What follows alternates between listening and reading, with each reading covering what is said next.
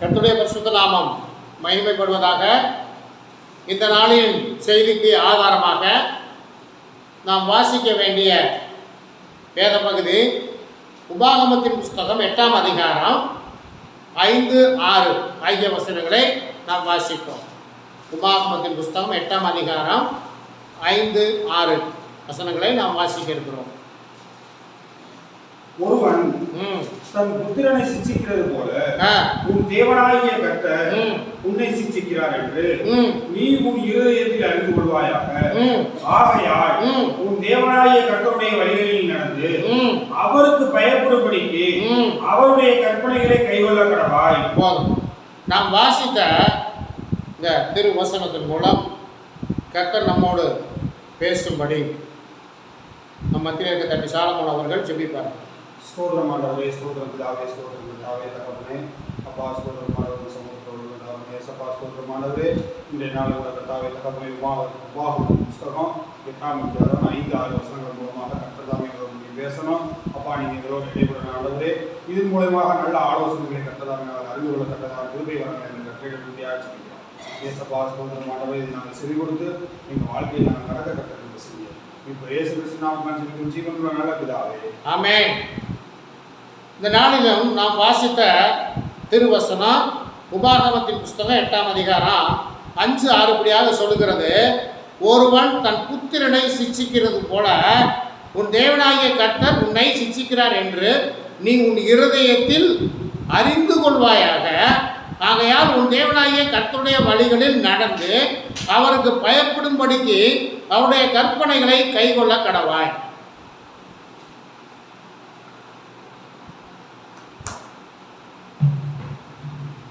இப்போ அந்த நாளைக்கு நம்ம பார்க்க இருக்க போகிற காரியம் சிச்சை.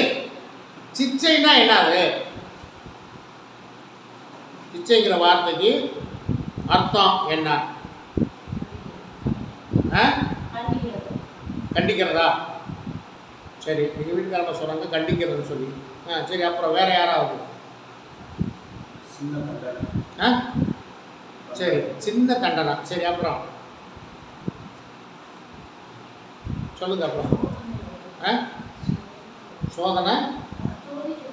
சரி, சோதிக்கிறது. வேற?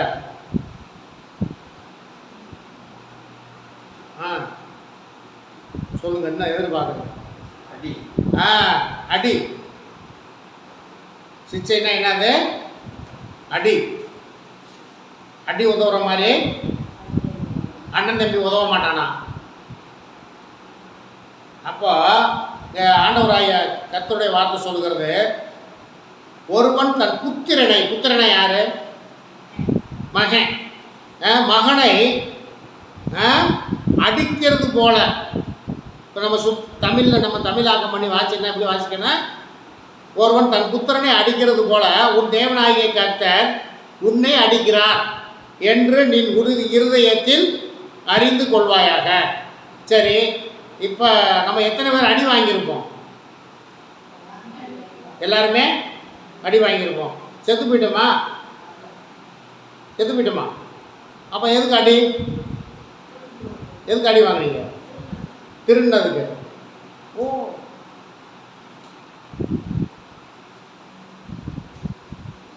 வேற யார் அடி வாங்கினீங்க? அடி வாங்கலை யாரும்? நான் எதுக்கு அடி வாங்கினேன் தெரியுமா? எங்கள் அப்பாட்ட நான் எதுக்கு அடி வாங்கினேன் தெரியுமா? எங்கள் அண்ணன் எதுக்கு அடி வாங்கினேன் தெரியுமா? ஒட்டு பீடி குடிச்சது. ஒட்டு பீடினா தெரியுமா உங்களுக்கு? பீடிங்கிறது முழு பீடி. ஒட்டு பீடினா குடிச்சு போட்ட பீடி எடுத்து குடிக்கிறது. ஒட்டு பீடி குடிக்கிறது. ஒட்டு பீடி குடிக்கிறதுக்கு அடி எங்கள் அப்பாட்டையும் வாங்கியிருக்கேன், எங்கள் அண்ணன்டையும் வாங்கியிருக்கிறேன். அப்போ பாருங்க, இங்கே வசனம் சொல்லுது, ஒருவன் தன் புத்திரனை அடிக்கிறது போல உன் தேவனாகிய கர்த்தர் உன்னை அடிக்கிறார் என்று நீ உன் இருதயத்தில் அறிந்துக்க முதல்ல. அப்படின்னா நம்ம கர்த்தருடைய பிள்ளை தான். இப்போ எங்கள் அப்பா என்னை அடித்தாருங்கிறதுக்காக நான் எங்கள் அப்பாவுடைய பிள்ளை இல்லாமல் போயிடுவேனா? எங்கள் அப்பா என்னை அடித்தாருங்கிறதுக்காக எங்கள் அப்பாவுக்கு நான் மகனாக இல்லாமல் போயிட்டேனா? அப்போ எதுக்கு அடித்தாரு? பீடி குடிக்கிறது நல்ல காரியம், இல்லை, அது நல்ல பழக்கம் இல்லை, நீ கெட்டு போயிடுவ அப்படிங்கிறதுக்காக தான் அடித்தார். அப்போ கர்த்தருடைய பிள்ளைகளாக இருக்கிற நம்மையும் சில தவறான காரியங்களை நம்ம செய்கிற பொழுது கர்த்தர் என்ன பண்ணுறாரு? 2 கொடுக்குறாரு, 2 அடி கொடுக்குறாரு. எதுக்கு? என் மகன் கெட்டு போயிடக்கூடாது, தவறான வழியில் போயிடக்கூடாது என்பதை நீ அறிஞ்சுக்கணும். இந்த வசனம் அப்படிதான் சொல்றது. நீ என்ன செய்யணும்? நீ அறிவாயாக. அப்படின்னா உங்களை நேரடியாக வந்து அடிக்க மாட்டார். நீங்கள் நினச்சிக்கிட்டு இருக்கீங்களா? ஏன்னா அப்படிலாம் ஆண்டவர் ஒரு நாள் கூட வந்து அடித்தது இல்லையே. சரி, ஆண்டவரை ஏற்றுக்கொண்டதுக்கப்புறம் எத்தனை பேர் அடி வாங்கினீங்க சொல்லுங்க? எத்தனை பேர் அடி வாங்கினீங்க சொல்லுங்க?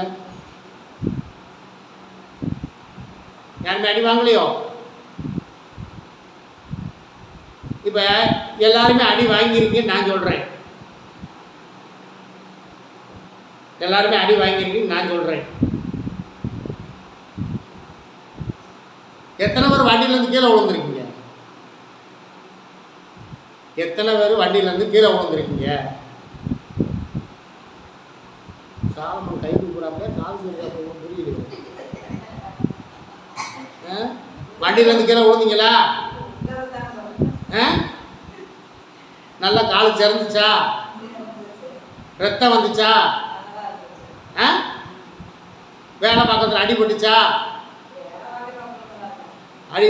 ரத்தம் வந்துச்சா? நடந்து போய்கிட்டு இருக்கும்போது காலில் கழு தட்டுச்சா? ரத்தம் வந்துச்சா? அப்புறம் அடி நான் வாங்கணும்னு சொன்னாக்க எப்படி?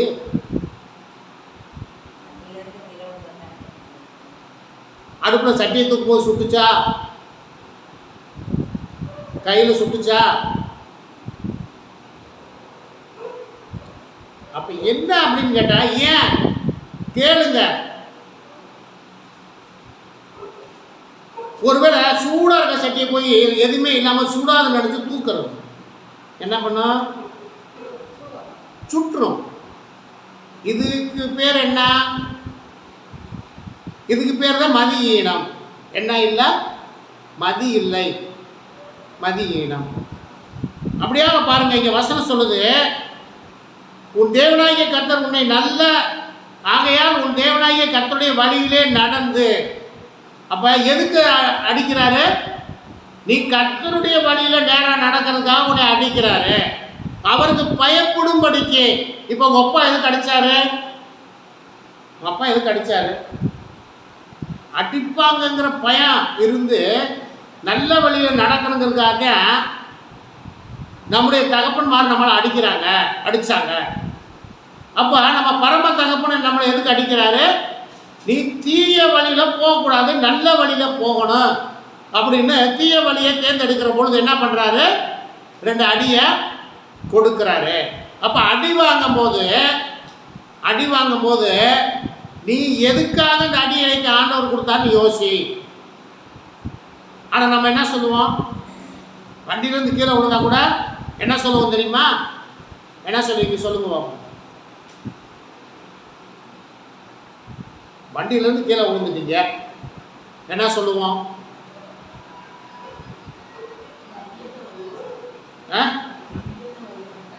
வண்டியை வைவீங்களா? நம்ம சொல்லுவோம். அங்கே கூட என்ன சொல்ல தெரியுமா? நான் கரெக்டாக தான் போனேன், என்னை வந்து இடிச்சது அந்த அப்பா வந்து இடிச்சுட்டான். அல்லது நாய் குறுக்க வந்துருச்சு. எனக்கு சாயந்தரம் எங்கள் கடைக்கிட்ட 2 லேடிஸு கரெக்டாக அவங்க வர நாய் உள்ள நுழைய நாய் மேலே விட்டு இடிச்சிட்டாங்க. பரவாயில்ல, இந்த பெண்ணாக இருந்தால் கூட அடிச்சு பிரேக் அடிச்சு அப்படியே நிப்பாடிச்சு பாருங்க வண்டியை. நாய் மேலே வண்டி ஏறி இறங்கிச்சுன்னா இவங்க தான் கீழே விழுந்துருப்பாங்க, அடிபட்டிருக்கும், நாயும் கடிச்சிருக்கும். அது நல்லா இவ்வளோ உயர நாய். இப்போ பாருங்க, நம்ம நல்லா தான் போய்கிட்டு இருப்போம், நல்லா தான் போய்கிட்டு இருப்போம். சில சமயத்தில் நம்ம தவறாகவும் போவோம். அப்போ தவறாக போனால் என்ன ஆகும்? தவறான வழியில் போனால் என்ன ஆகும்? நீ ரைட் சைடில் போனால் ரைட் சைடில் போகணும், லெஃப்ட் சைடில் போனால் லெஃப்ட் சைடில் தான் போகணும். நான் லெஃப்ட் சைடில் தான் போவேன் அப்படின்னா அப்புறம் வந்து மோதத்தான் செய்வேன். இது ஒரு சாம்பிளுக்கு சொல்கிறேன், இது மட்டும் இல்லை, அநேக காரியம் உண்டு. ஆகவே பாருங்க, ஆகையால் உன் தேவனாகிய கர்த்தருடைய வழிகளில் நடந்து. அப்போ கர்த்தருடைய வழி வந்து என்ன வழி? நீதிமொழிகளில் பார்த்தோம்ல, கர்த்தருடைய வழி என்ன வழி? ஜீவ வழி. அது கோணலான வழி அல்ல. நீ கோணலான வழியில் நீ போயிட்டு நீ கோணலான வழியில் போனீன்னா உனக்கு அடி உலகத்தான் செய்யும். எத்தனை பேர் டூ வீலர் வச்சுருக்கீங்க? எத்தனை பேருக்கு டூ வீலர் ஓட்ட தெரியும்? அதில் மீட்ரு கொடுத்துருப்பேன், ஸ்பீடா மீட்டர் கொடுத்துருப்பேன். அது எத்தனை வரைக்கும் வெள்ளை கோடு போட்டிருப்போம்?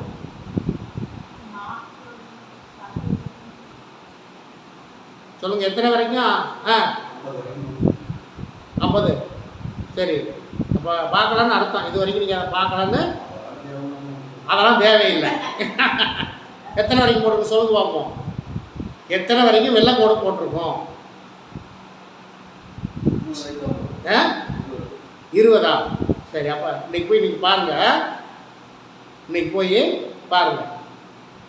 60 வரைக்கும் வெள்ளை கோடு போட்டிருக்கோம். 60 வரைக்கும். அப்போ நீங்கள் இந்த 60 வரைக்கும் நீங்கள் உச்சகட்டமாக நீங்கள் எவ்வளோ போகலாம்? 60 வரைக்கும் போகலான்னு அர்த்தம். 60லேருந்து 70 வரைக்கும் சில வண்டியில் இருக்கும். 60லேருந்து 70 வரைக்கும் பச்சை கோடு போட்டிருக்கோம். கொஞ்சம் அவசரம்னா 70ல் கூட நீங்கள் போகலாம். அதுக்கு மேலே என்ன போடணும் தெரியுமா? சிவப்பு கோடுனா என்னது? எந்த நேரமும்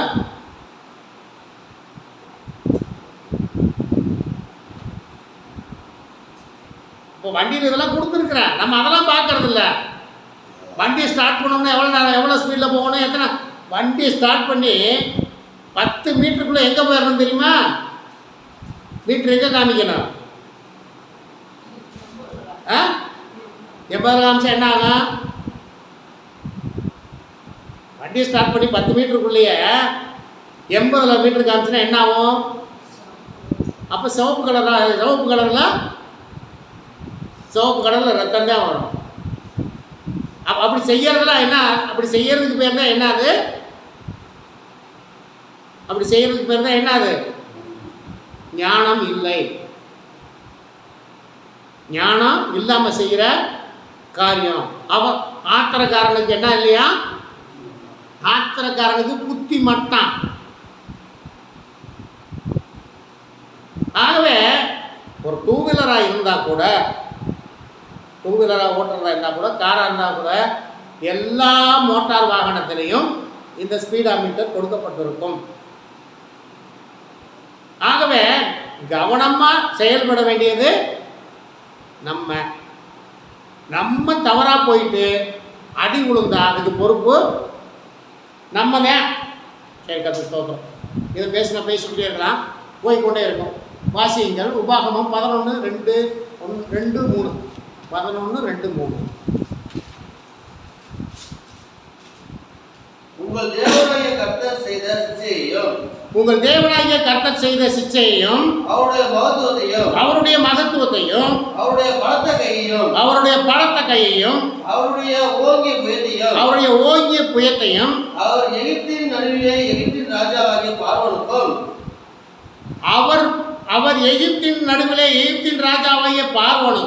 அவன் தேசம் அனைத்துக்கும் செய்த அவருடைய அடையாளங்களையும் அவருடைய கிரியைகளையும் எகிப்து சேனையையும் அவருடைய குதிரைகளையும் உங்களை பின்தொடர்ந்து வருகையில் கர்த்தர் சிவந்த சமுத்திரத்தின் ஜலத்தை அவர்கள் மேல் பொருள பண்ணி இந்நாள் வரைக்கும் இருக்கிறது போல அவர்களை அழித்த அவருடைய செய்திகளையும். பாத்தீங்களா? இப்ப பாருங்க, உன் தேவனாகிய கர்த்தர் செய்த சிச்சையும் அடியையும் யார் அடிச்சாரு? யார் அடிச்சாரு? பார்வோனையும் பார்வோன் சேனையையும் கர்த்தர் அடித்தார். ஏன்? கர்த்தருடைய ஜனத்துக்கு விரோதமாய் எழுப்பினபடினால. கர்த்தர் கர்த்தருடைய பிள்ளைகளை நல்வழிப்படுத்துறதுக்கும் அடிப்பாரு. நீ நல்ல வழியில போய்கிட்டு இருக்கும் போது உன்னை எதிர்க்கிறவனை என்ன பண்ணுவார்? கர்த்தர் அடிப்பார். ஆகவே கர்த்தருடைய வசனம் இருபுறமும் கருக்குள்ள பட்டயம். அவர் உன்னை கர்த்தருடைய வழியில நடக்கிறதுக்கும் உன்னை அடிப்பாரு. கர்த்தருடைய வழியில நடக்கிற உனக்கு குறுக்கா வர்றவனையும் கர்த்தர் அடிப்பார். கர்த்தர் ஸ்தோத்திரம். வாசிங்கள் யோபு 5:17-18 வாசிங்க. யோபு 5 17-18. இதோ தேவன் தண்டிக்கிற மனுஷன் பாக்கியவான்.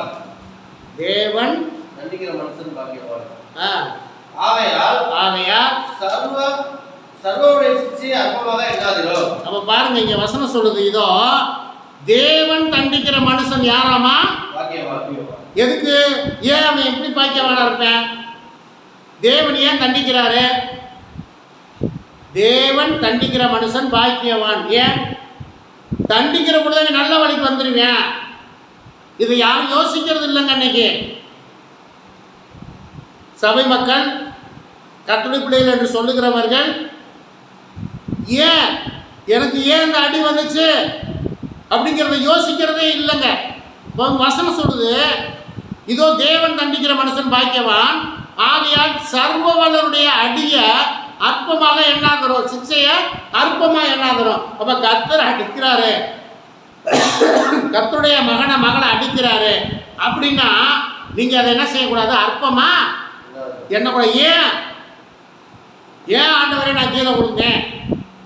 ஏன் ஆண்டவரே எனக்கு இந்த காயம் பட்டது? ஏன் ஆண்டவரே என்னுடைய வாழ்க்கையில் அது ஏற்பட்டது? இங்க கேளுங்க, உங்களுக்கு கர்த்தர் ஞாபகப்படுத்துவார்.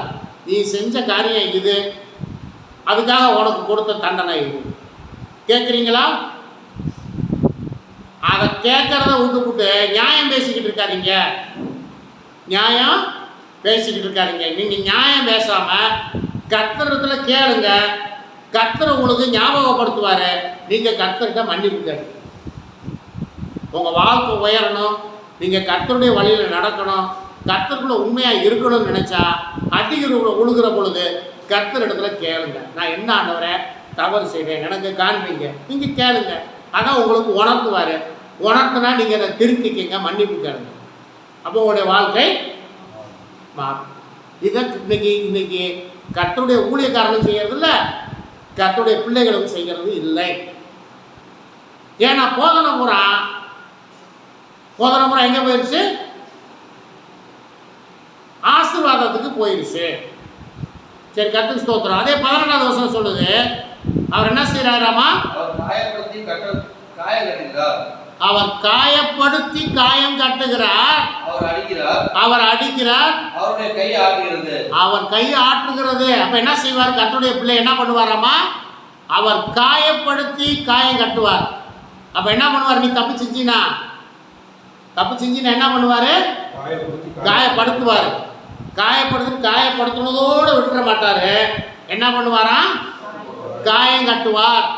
அவர் அடிக்கிறார், அவருடைய கை ஆற்றும். யாருக்கு தெரியுமா? மனம் திரும்புகிறவனுக்கு. ஏன் ஆண்டவரே என்னை அடிச்சிங்க? நீங்க கேளுங்க. நான் இதுக்காக அடித்தேன், கவலைப்படாத, நான் உனக்கு கட்டு போடுறேன். இதுக்காக உன்னைய அடித்தேன். நான் இப்போ நீ என்னை கேட்டுட்ட, நீ மனம் திரும்பிட்ட, நான் உனக்கு இப்போ என்ன பண்ணுறேன்? காயம் கட்டுறேன் அப்படின்ட்டு அவர் அடிக்கிறார். அவருடைய கை உன்னை ஆற்றும். ஆகவே இதை கேட்குற கர்த்தருடைய பிள்ளைகளை, நீங்கள் கர்த்தருடைய அடியை அற்பமாக நினச்சிக்கிட்டு இருந்தேன்னு வச்சுக்க, அப்புறம் அடுத்த அடி எப்படி விழுகும் தெரியுமா? நீ திருந்தாத பட்சத்தில், நீ மனம் திரும்பாத பட்சத்தில் அடி எப்படி விழுகும் தெரியுமா? அடுத்த அடி கொஞ்சம் பலமாக இருக்கும். கர்த்தருக்கு ஸ்தோத்திரம். வாசியுங்கள். சங்கீதம் 50:17 வாசிங்க. சங்கீதம் 50:17.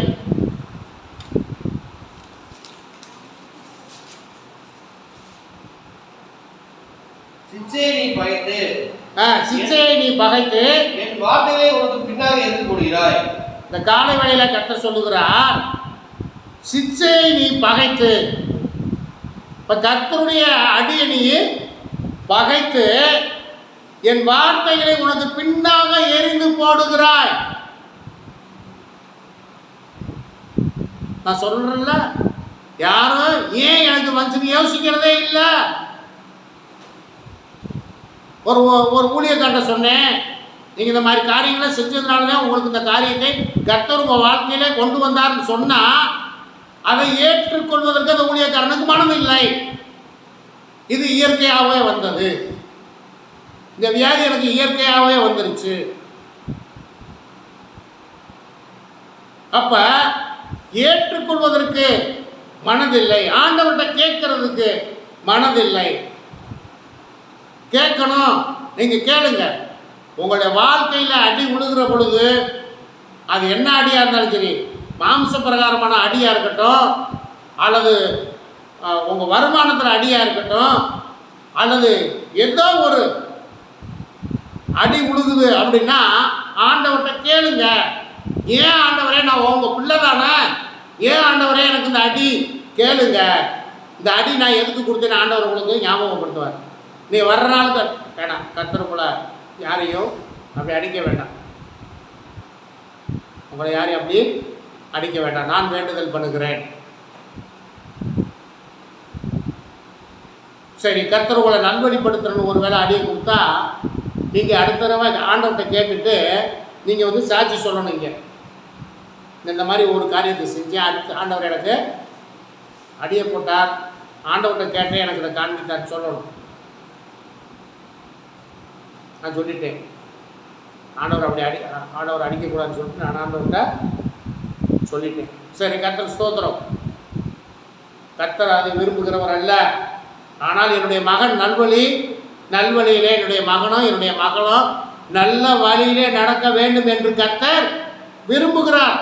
நீங்க ஆகவே நல்ல வழியில, கர்த்தருடைய வழியில, ஜீவ வழியில நீங்க நடப்பதற்கு உங்களை இந்த கால வேளையிலே ஒப்பு கொடுங்க. ஏன்னா சிச்சை அடியை நீ பகைத்து என் வார்த்தைகளை உனக்கு பின்னாக எறிந்து போடுகிறாய். எறிந்து போடாதீங்க, அவருடைய வார்த்தைகளை பின்னாடி எறியாதீங்க. நீங்க அவருடைய வார்த்தையை முன்பாக வைத்து அதை கற்றுக்கொண்டதன் வழியில் நடக்க உங்களை ஒப்பு கொடுங்க. கர்த்தருக்கு ஸ்தோத்திரம். தொடர்ந்து வாசிப்போம். 94:13 நீதிமொழிகள் 94:13 நீதிமொழி. கர்த்தருக்கு ஸ்தோத்திரம். சங்கீதம் 94:13 சிட்சித்து உம்முடைய வேதத்தை கொண்டு போதிக்கிற மனுஷன் பாக்கியவான். என்ன சொல்லுதுங்க வசனம்? 94:13 என்ன சொல்லுது? சிட்சித்து உம்முடைய வேதத்தை கை கொண்டு போதிக்கிற மனுஷன் தான் பாக்கியவான். இப்போ என்ன செய்யணும்? போதிக்கிற மனுஷன் கண்டிக்கவும் செய்யணும், கண்டிக்கவும் செய்யணும். உங்களுடைய வேதத்தை கை கொள்ளணும். முதல்ல நான் சொல்கிற உங்களுக்கு, நான் சொல்லுகிற நான் கை கொள்ளாமல் போனால் அது நல்லா இருக்குமா? அப்போ கர்த்தர் என்னையே அடித்தாலும் நானும் என்ன பண்ணணும்? ஆண்டவர்கிட்ட கேட்கணும். ஏன் ஆண்டவரே எனக்கு இந்த அடியை கொடுத்தீங்க அப்படின்னு ஆண்டவர்கிட்ட கேட்கணும். அப்படி போதிக்கிற மனுஷன் பாக்கியவான். இன்னைக்கு இந்த கண்டித்து போதிக்கிற, சிச்சித்து உடைய வேதத்தை கை கொண்டு போதிக்கிற போதகன் ஒருவனும் ரொம்ப அரிதா இருக்கிறாங்க. எங்க போ ஒரே ஆட்டம்தான், ஒரே குதிதான், ஒரே கூத்து கும்மாளம், ஆடி பாடிட்டு நாங்கள் கர்த்தரை ஆராதித்தோம் என்று வருகிறார். கர்த்தருடைய வார்த்தைக்கு செவி கொடுக்கிறது இல்லை. கர்த்தர் ஸ்தோத்திர. வாசியுங்கள். நீதிமொழிகள் 3:12 வாசிங்க. நீதிமொழிகள் 3:12 தகப்பன் தான் நேசிக்கிற புத்திரனை சிட்சிக்கிறது போல, தகப்பன் தன்னுடைய தான் நேசிக்கிற புத்திரனை சிட்சிக்கிறது போல தன் மகன் என் மகனே, நீ கர்த்தருடைய இல்லை இல்லை இல்லை சாலமோன் வாசிங்க 3:12 தான். தகப்பன் தன் நேசிக்கிற புத்திரனை சிக்ஷிக்கிறது போல. இப்ப பாருங்க கர்த்தர் எவனிடத்தில் அன்பு கூறுகிறாரோ அவனை சிட்சிக்கிறார். இப்ப பாருங்க, தகப்பன் தன் நேசிக்கிற புத்திரனை சிக்ஷிக்கிறது போல. இப்ப என்ன பண்ணிப்போம், தன்னை நேசிக்கிற தன்னுடைய மகனை அடிக்கிறது போல. எதுக்காக அடிக்கிறார்? அப்ப தன்னுடைய தகப்பன் அந்த மகனை நேசிக்கிறாரு. என் மகன் கெட்டு போயிடக்கூடாது, நல்ல வழியில போகணும் அப்படின்னு சொல்லி என்ன பண்றாரு? அடிக்கிறாரு. அதை போல கர்த்தரும் எவனிடத்தில் அன்பு கூறுகிறாரோ அவனையும் கர்த்தர் அடிக்கிறார், சிக்ஷிக்கிறார். ஆகவே கர்த்தருடைய பிள்ளைகளை, இதை கேட்டுக்கொண்டிருக்கிற கர்த்தருடைய பிள்ளைகளை, நீங்கள் கவனமாயிருங்க. நீங்கள் கவனமாயிருங்க. உங்களுடைய வாழ்க்கையில், உங்களோட தொழிலில், உங்களுடைய வேலையில், உங்களுடைய குடும்பத்தில் இன்னும் எதுலெல்லாம் அடி விழுகுதோ அப்போலாம் நீங்கள் என்ன செய்யணும்? கர்த்தரிடத்தில் தாழ்த்தி, ஏன் ஆண்டவரை அப்படின்னு கேளுங்க. ஆண்டவர் உங்களுக்கு தெரியப்படுத்துவார், ஞாபகப்படுத்துவார். உங்களை கர்த்தருடைய சமூகத்தில் தாழ்த்தி நீங்கள் அவரிடத்துல ஒப்புரவாகுங்க. கர்த்தர் காயமும் கட்டுவார், காயமும் படுத்துவார், காயத்தையும் கட்டுவார், அவரை அடிப்பார், அப்புறம் அவர் தேற்றுவார். ஆகவே எதுக்கு? அவருடைய வழியில் நடப்பதற்காக, அவருக்கு நீ சொந்த பிள்ளையை காணப்படும்படியாக, நீ தேவனுடைய ராஜ்யத்தில் பிரவேசிக்கும்படியாக. ஆகவே இன்னும் இதை குறித்து நிறைய இருக்கிறது. ஆனால் நமக்கு இன்னொரு நாட்களில் இதை குறித்து நம்ம பார்க்க இருக்கிறோம். ஆகவே கர்த்தருடைய பிள்ளைகளை, இதை கேட்ட கர்த்தருடைய ஜனமே, இந்த காணொலி வாயிலாக கேட்குற கர்த்தருடைய பிள்ளைய, நீ கர்த்தருடைய சிக்ஷையை அற்பமாக எண்ணாத, அவருடைய வார்த்தையை பின்னாக எரிந்து போடாத. ஆகவே கர்த்தர் தாமே இந்த காரியங்களை ஆசீர்வதிப்பாராக. கர்த்தர் ஸ்தோத்திரம்.